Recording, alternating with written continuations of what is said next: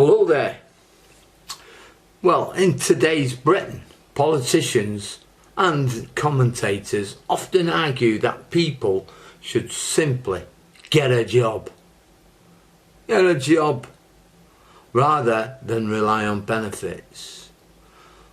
While this sounds straightforward, in theory, it ignores the harsh economic reality for example, a family man with young children taking a minimum wage job, and it's often financially impossible, and in some cases leaves him worse off than staying on support.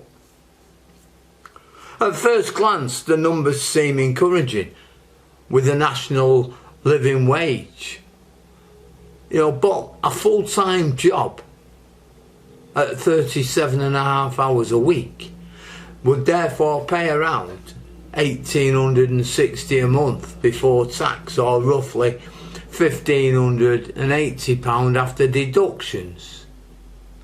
However, this figure does not exist in a vacuum.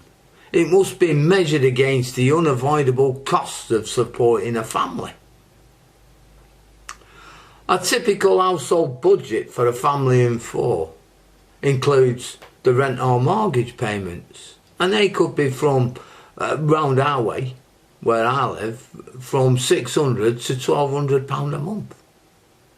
I mean, the rents round here now are £900 a month for a two up, two down. Then the council tax, £150 to £200. Utility bills, which can easily surpass £200. Food costs, well, £400, £600, even when shopping carefully. Added to this are the travel expenses to reach a workplace, clothing and shoes for the growing kids, school meals, internet, phone bills, unexpected costs such as medical expenses or car repairs. In total, these basic living costs often exceed £1,700 to £2,000 per month.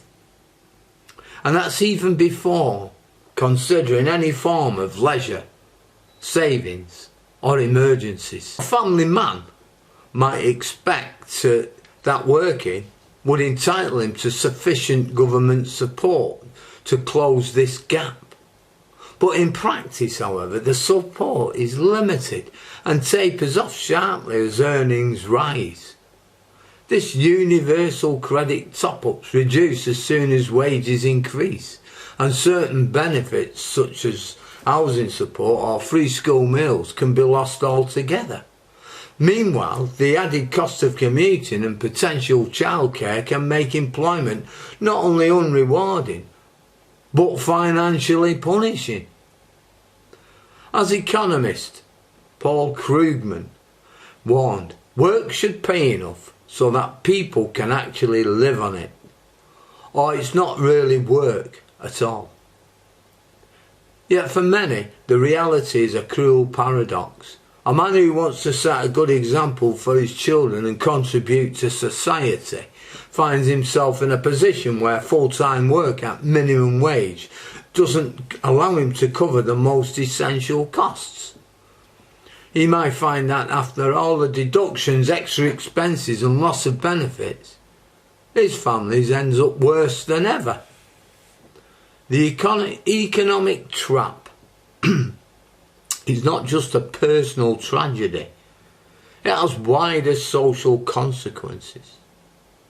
And it fuels resentment against the system, damages mental health, perpetuates cycles of poverty and dependency. Instead of moralising about worklessness, policymakers must confront the structural issues at play. Stagnant wages, higher living costs, insecure jobs and loss of local industry. Now, former Labour leader Ed Miliband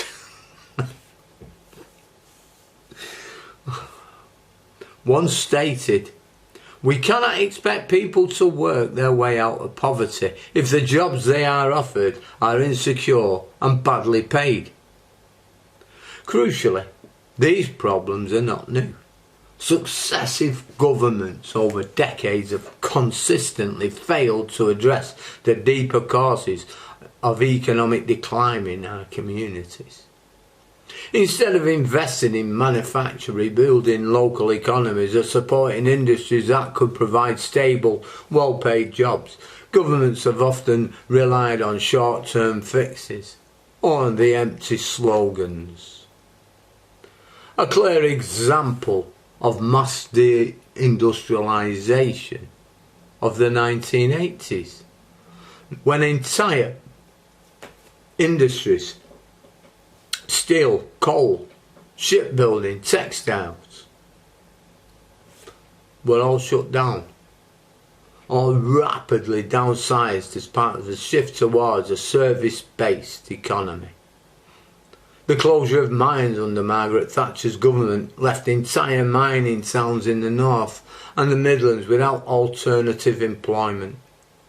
This destroyed local economies and community identity almost overnight.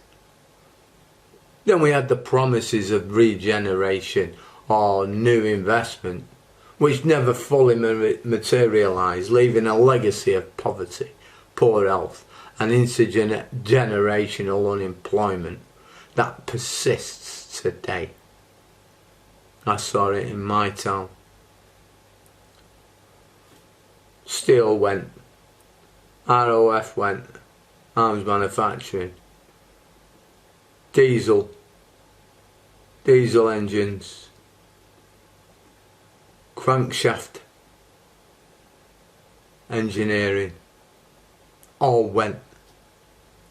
These places now are housing estates, and all the high street at the time is now boarded up.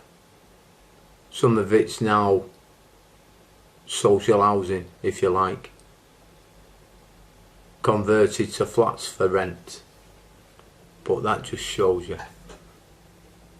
The closure of British Steel plants such as Redcar in 2015 and ongoing struggles in places like Scunthorpe further illustrate how governments have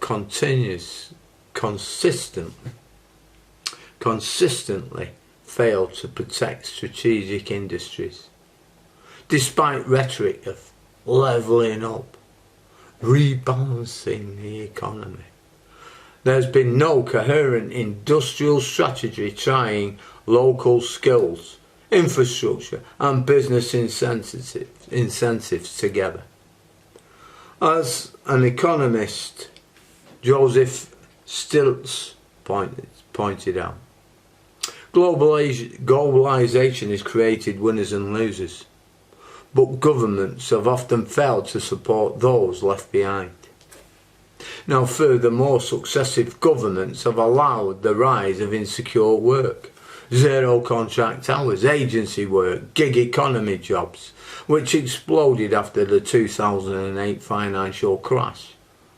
According to the Office of National Statistics, zero-hour contracts account for nearly 1.1 million workers in 2023.